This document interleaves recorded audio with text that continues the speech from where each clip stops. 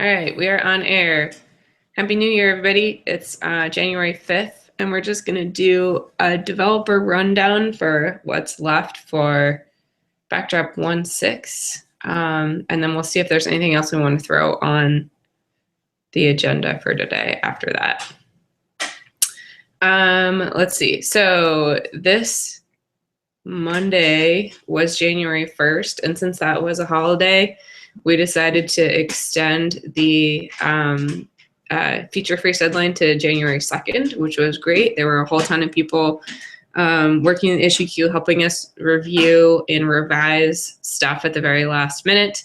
And I think we got all of our intended feature requests, with the exception of one, in for Backdrop 1.6, which is great. And we even tried to get a little bonus one. We were going to try and do the field type, page element blocks for like page title, messages, tabs. We thought maybe we could squeeze that one in also, but hit a couple snags. So that one didn't get in. There's some debate as to whether we can change that from a feature request to a task and try and get it in later, but debatable at this point. The one feature that got postponed for 1.6 is references module or reference module. And I wasn't here last week. I was sick, but I think we decided to proceed with it as a contrib module for the next 3 months and work out any kinks that arise in it there. I don't know, Mike, if you have any further details on that. Yeah, I would say any kinks. We still need to do lots of test coverage for it. Okay. I've been working on that, but it's just, there's so many different permutations of referencing different things that in order to get test coverage on like all the different core entities and things like that, I'm going to need to do a lot of stuff for that, and hopefully people will help. And then there is the question of the upgrade path. Okay. And what it should be upgrading from, whether we're upgrading entity reference, any entity reference fields from Drupal 7 imports, or whether we want to or any of the reference fields, and then figure out what to do with if we want to replace the taxonomy reference. We need to look at replacing the functionality of the existing widget, which has like free tagging and stuff like that, and whether that should just be for taxonomy, or whether it should be for, or whether we should allow free tag creation of other entity types like nodes or users. And I'm guessing files wouldn't make sense. But yeah, I mean, I think we just have a lot of questions about how it's going to reside in core. Okay. So like, I feel like the basic functionality is there. I think we have a couple issues where it's not working properly for the autocomplete widgets, not working properly for several different entity types, because it looks like there's a difference in how it stores the bundle information. So we might need to do some more work with that. But for referencing nodes and things like that, it seems to be working fine as far as I can tell. Okay. But yeah, so people can start using it. I'd like to get a release of it sometime soon after we get all those issues. So yeah, if anyone wants to help out by trying things out, or helping write tests would be the best, but I know no one really wants to do that. Okay. That sounds like a good roadmap. I've got a couple sites I'm working on this month that I can probably throw it on and see how it's going to perform. I'm not sure what kind of use cases they'll have. It'll probably just be like a term reference style thing, or file references or something, but it'll be fun to play with it. So. Okay, good. And thanks, Mike, for your continued commitment to working on this. I know you've been working on it for like a year, tirelessly, and I really appreciate that. It's not an easy problem, and you've committed a lot of time to it. So thank you for that. Okay. Hey, Nate made it back. Oh, yes. Sorry for being late. So did we just finish up talking about reference module? Yep. Basically just the same thing we said last week. Yeah. Okay. Great. Okay, that means I get to talk about the ones that are fun because they're done. Yay! Okay, so the other two items that we had that we were really focused on for 1.6 include entity view modes, adding the ability to add custom view modes besides things like teaser and full and search results. Core comes with 5 view modes out of the box, but this makes it so that you can add additional view modes to each of your entity types, including nodes, comments, terms, etc. So that is issue 315, and I think that's all merged in and completed. The test coverage is fairly comprehensive. I don't think there's actually much left to be done there other than it would be great to get some actual real user testing on there. So if you download the latest dev version of Backdrop, it's a good thing to check out setting up custom view modes and testing out that functionality. But like I said, the test coverage is fairly comprehensive, so we should hopefully not have too many issues there. Anything else on entity view modes, Jen or anyone? No. Okay. Yay, it's awesome.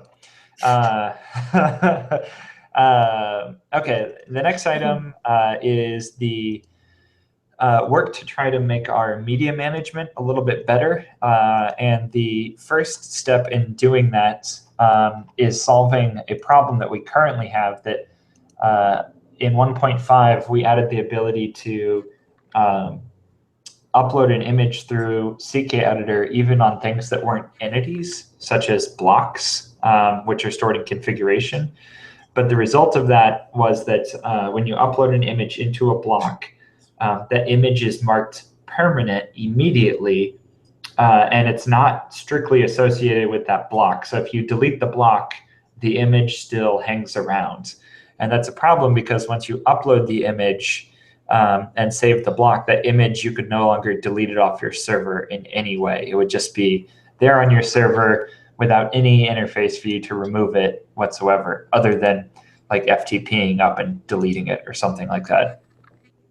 So we have solved that problem by adding a view for managing files in issue 2375.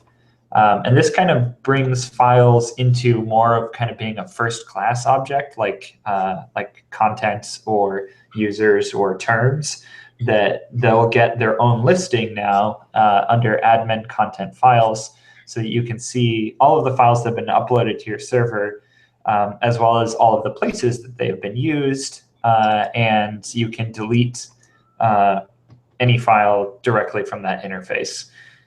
It's only a starting point, and we know that for sure, that so far this view really is only about bulk managing them from the perspective of deleting them.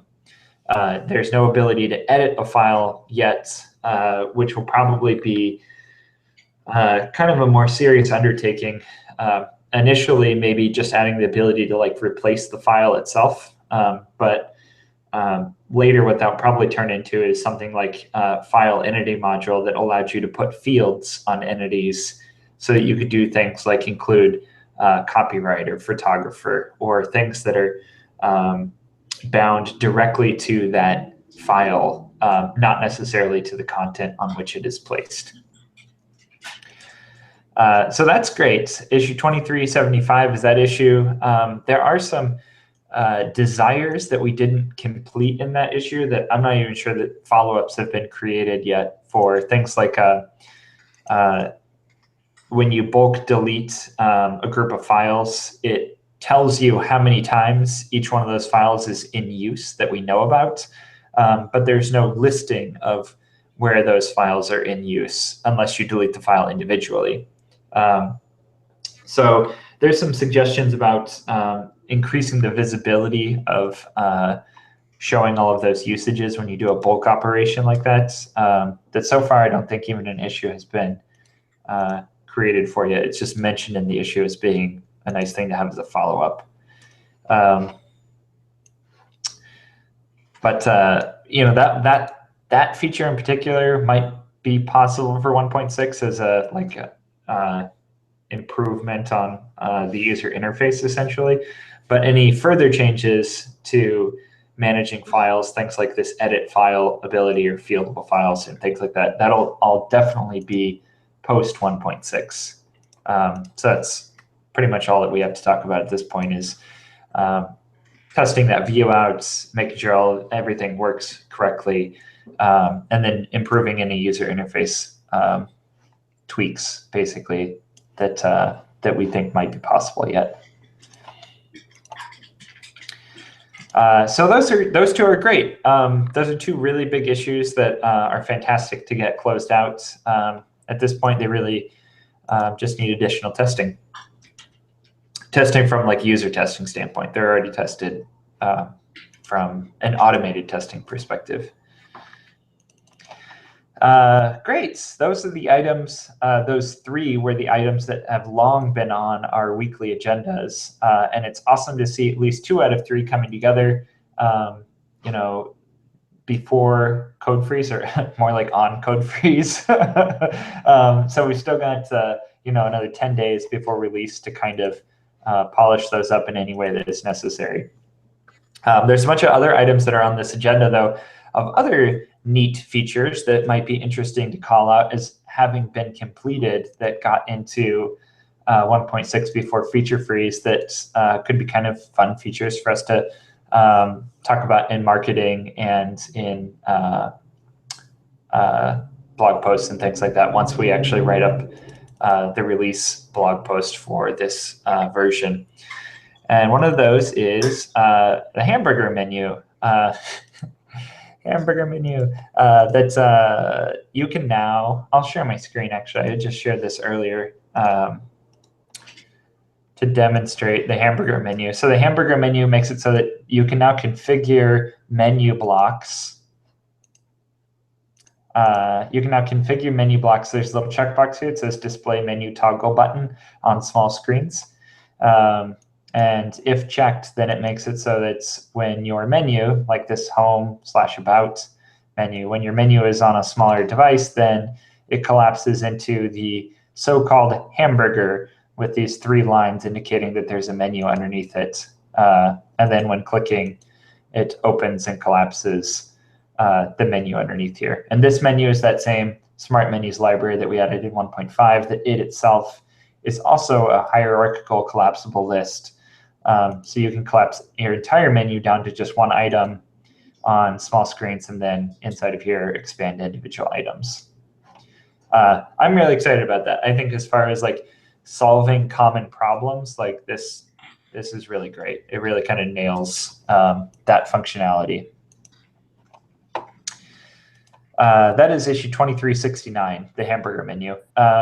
We talked just earlier in the design meeting about some work that needs to be done regarding these the secondary menu up here, the My Account and Logout links that we need some additional styling on here to kind of account for the fact that now that the primary menu is under a hamburger, that these links get too much visual weight, essentially. So we are hoping to address that before the release of 1.6. Solution as to how to solve that is still in flux. Let's see, another neat feature that was added real recently, also relating to blocks, is issue 2402 that solves this very, very common problem of the breadcrumb. If you would like to show the current page title in the breadcrumb, there is now a menu block a breadcrumb block option for doing that, which I think I can probably demonstrate that as well. So if I go to a subpage like About that has this breadcrumb on here, I can configure this block and check this box. It says display the current page title as the last breadcrumb, and hit save. And now this About page, you can see like the title About is now in the breadcrumb, but it's not actually linked. And then Home is of course linked back to Home. So that's really cool, and a very trivial change as far as implementation goes, and it doesn't affect theming or anything. It's just an option in the block, and then everything else stays the same. That's it for the breadcrumb option. Boy, there's so many things that happened in this last week. The last item that I've got here as for interesting features that are in 1.6 is an API improvement for developers that good old system settings form is back, essentially. In issue 675, John Franklin went through and made it so that system settings form, which previously had been deprecated in every version of Backdrop since its release, is now not deprecated anymore because it can now be used with configuration. And that's done through the addition of a pound config form API property, which, looking at this pull request right now, is the easiest way to demonstrate how this works. Here you go, like admin bar. This is a great example here. This is the difference of what the admin bar settings form used to be like and what it is now, that we added pound config, and you could say admin bar.settings to say what config file this form will save into. And then down at the bottom of the form definition, you say return system settings form, just like you would in Drupal 7. And that deals with adding the submit handler that saves into the config file and displays the message and does all of that work. The reason why this was so problematic and why we didn't have it initially is because unlike variables, that there's only a single table for all variables, config can save into multiple locations. So one form might actually save into multiple config files. And this solution of adding pound config makes it so that you can, by default, set something for the entire form, but then you can also do it on a per element or per group basis. So you can put it on a field set if that field set's content should be in a different file, or on an individual element if that element should be in a different file, or on the entire form if you just want the whole form to be shoved into a single config file. Okay, that's awesome. Good job. Yeah, it actually is. Yeah, that's a great solution. Yeah, it's a fantastic implementation too. And although like the net change here is actually only reducing 20 lines because there's a lot of additional documentation that was added around how to actually use this.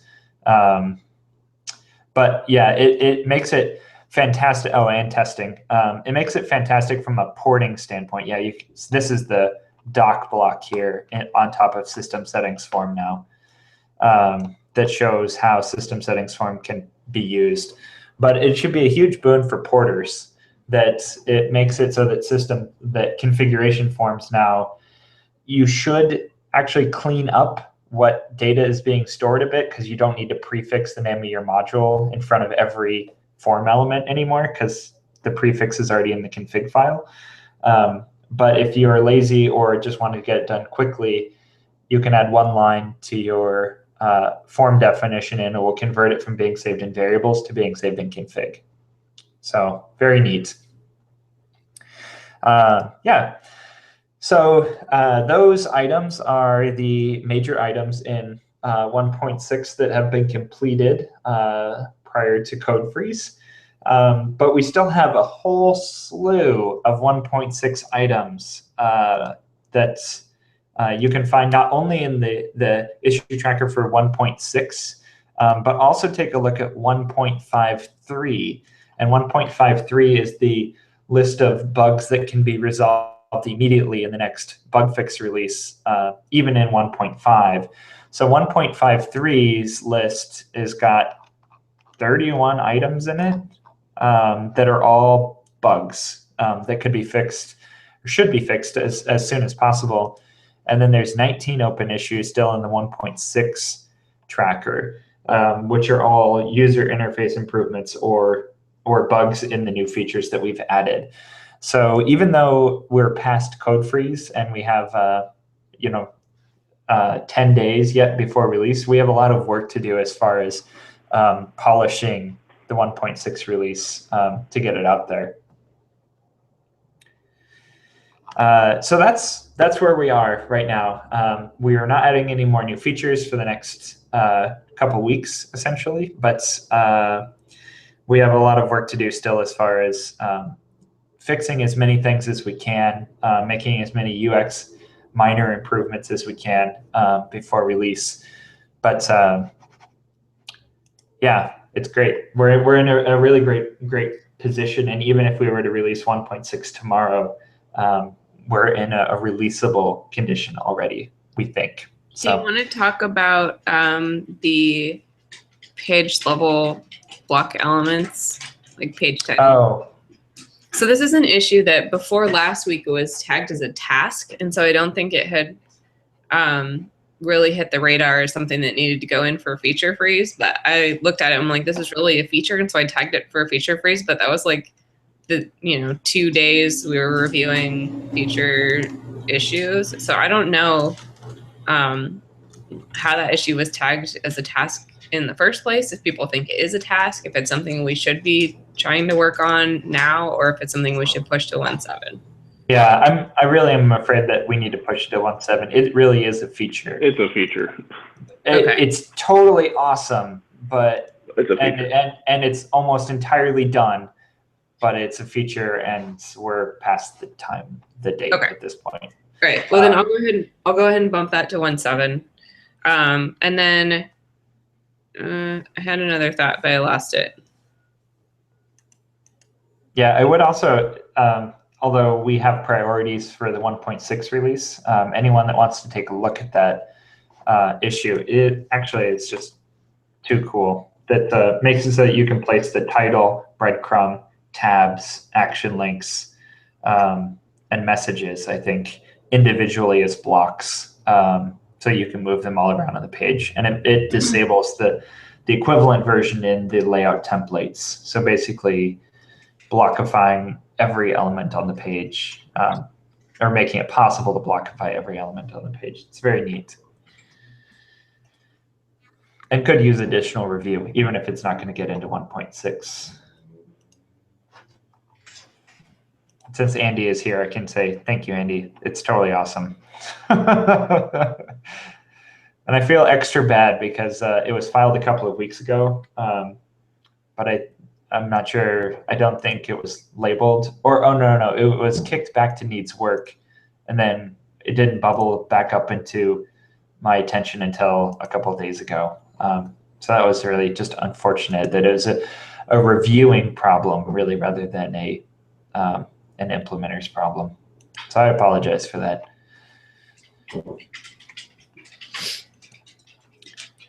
But it'll be in 1.7, which at least is some comfort. And it's so fantastic. Like, yeah, once it gets close enough, like we can merge that in and then feel confident about having that killer feature in our next release.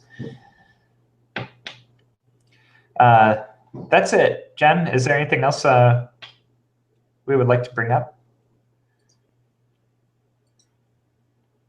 No? Anybody else have any?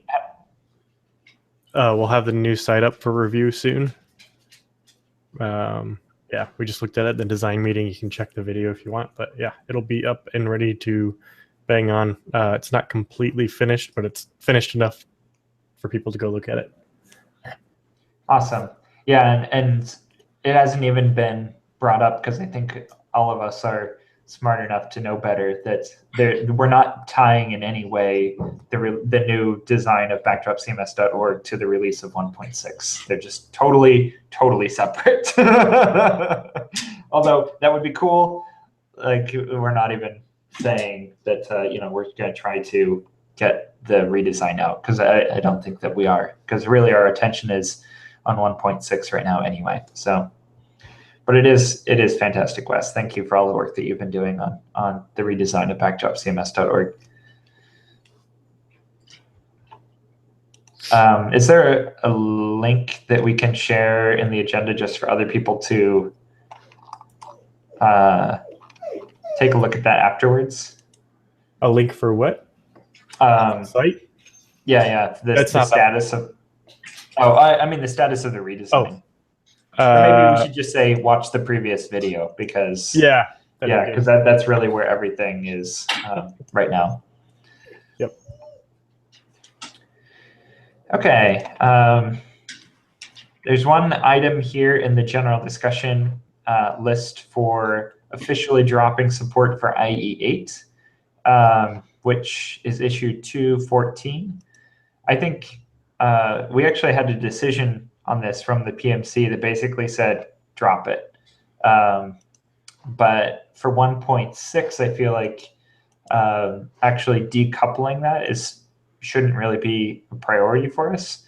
So maybe our stance that the result will be that our stance is basically we don't officially support IE8. However, it's still working mostly. Yeah, we just talked about this in the last meeting too, and wanted to make sure that we brought it up here so that everybody could have a chance to weigh in. We decided to support drop support for IE8. We haven't decided exactly like what that looks like in terms of if we need to do anything other than say we're dropping support for IE8. But it sounds like the consensus is we will do nothing right now, except for what this means is that in the future, as we add new features, we don't have to test on IE8. We aren't guaranteeing that they work on IE8. So we're kind of alleviating the burden on core developers for having to support IE8, but we're not changing any of the existing code. And down the road, I think like in Backdrop 2, if we wanted to do some cleanup and remove everything or move it into a contrib module or move it to a core module, we can talk about that. But in terms of what we need to do for 1.6, it's make a statement. Right. And part of that is there are some things in Basis that aren't going to work well in IE8. It's nothing enormous, but it'd be safer to say Basis isn't IE8. So apparently, we've already dropped support for it. Yeah, sorry. There's probably about 20 lines of CSS out of way more than 20 that won't work very well, but it's not the end of the world. Yeah, what this will mean probably in the next release, whether we separate out IE support entirely and like put it into a contrib module or something like that, or leave it as a module in core or functionality in core, is that right now we have the HTML5 shim in place that is put in place with a conditional comment that says if IE8 or less, put in the HTML5 shim.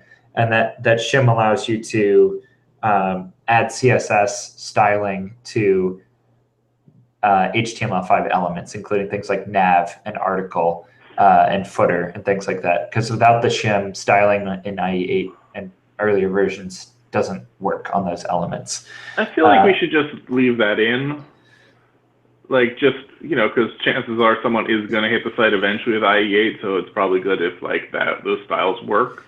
Like, the stuff that we're talking about that don't work is like, Wes was talking about the transforms and stuff like that, which we don't need, but like let's not remove the shim.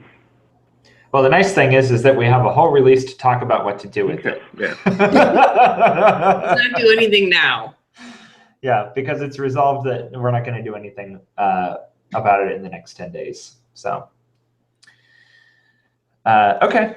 Well, that's something to think about. We do have the issue 214, where this is being discussed. It's still open, I believe. Yes, still open. And so we can actually talk about the implementation of how we actually want to handle that now that the decision has been made.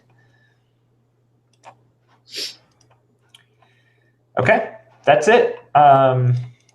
Do we have anything else anyone would like to bring up?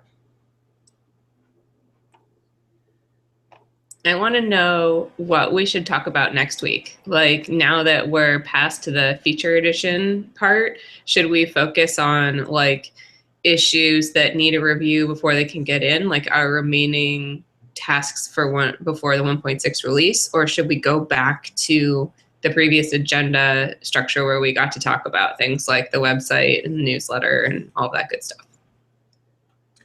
I think we should probably focus on the bugs that remain next meeting, if any, that we feel are important enough that we should call out. All of the bugs right now are like, some of them have been in place for the entire 1.5 release. It's not that they're critical issues, although, it would be lovely to fix as many of them as we can for 1.6.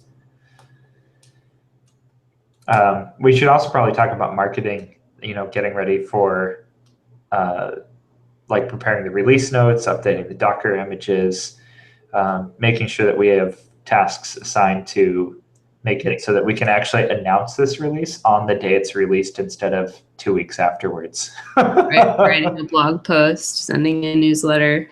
Right, exactly. Okay. So since we have some time right now, I did have a check-in phone call last night with Facet Interactive, a group that has offered to do our newsletter sending for us. They're also really good at branding and marketing in general. And we had a pretty good talk about having them take over the newsletter, but also like rewrite our announcement content to be in the same sort of voice as the newsletter to kind of create a consistent brand impression. And I thought that would be great if we could come up with a workflow where it's like, hey, we know today the features that are going to be in Backdrop 1.6. Can we write the blog post now? We can take screenshots, we can put them in, we can get it ready. When the blog post is done, we can turn it over to them and they can turn it into marketing content for us. And then we can kind of have all that stuff ready to go when we release, which is something we've never been able to do before because we've never really known what was going to be in the release until the night before.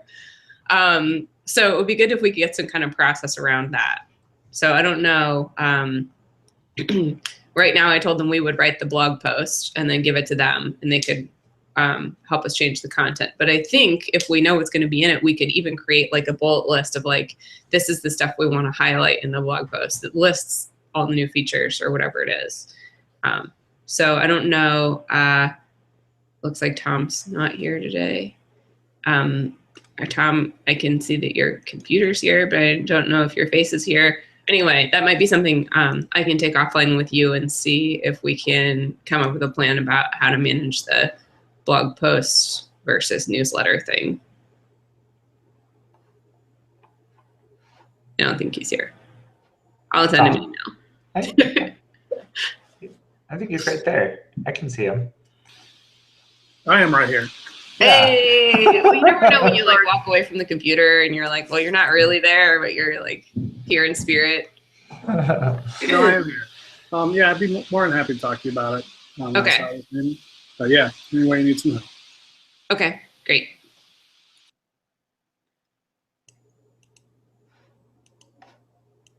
Okay. Well, I think that's it for the meeting today then. I want to express my contentment with the number of things that we managed to get together and complete.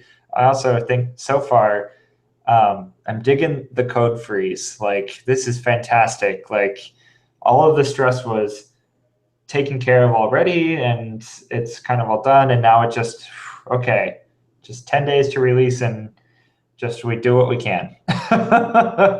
So much better. Also, we had a whole bunch of new people in the issue queue this time at the very end who were like, oh, you guys need help, and just jumped in and helped, which I thought was fantastic. So thank you to all the new contributors who just showed up and helped us like review things and helped us, helped me write JavaScript, which I'm not very good at. It's fantastic. Yeah, and also thanks to Doc Wilmot for starting everything early as usual, like the rest of us. Okay, well, that's it. Thank you, everybody. Thank you for watching. Thank you for joining, and we'll meet up again next week for our last meeting before the 1.6 release. That's it. Thank you, guys. Go team. Yeah, go team.